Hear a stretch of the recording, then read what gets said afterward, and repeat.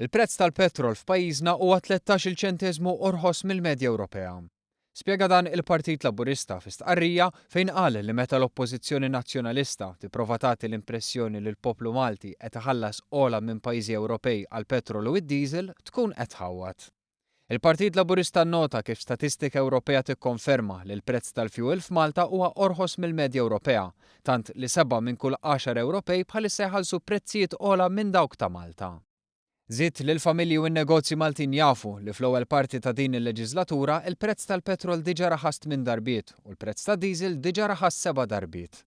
B'kuntrast fil-leġislatura li għaddiet l-Amministrazzjoni Nazzjonalista kienet qolliet il-prezz tal-fuel b'36% u l-prezz tad-dawl b'71% meta l-prezz internazzjonali taż-żejt kien ogħla biss b'4%. Il-Partit Laburista temm jgħid li mhux tabxejn li fil-Finance Shadow Group tal-eks Ministru Tonio Fenek jingħad bl-iswed fuq l-abjad li l-Partit Nazzjonalista m'għandu ebda kredibilità fil-qasam tal-enerġija u li se jkun dan il-gvern li jirnexxi.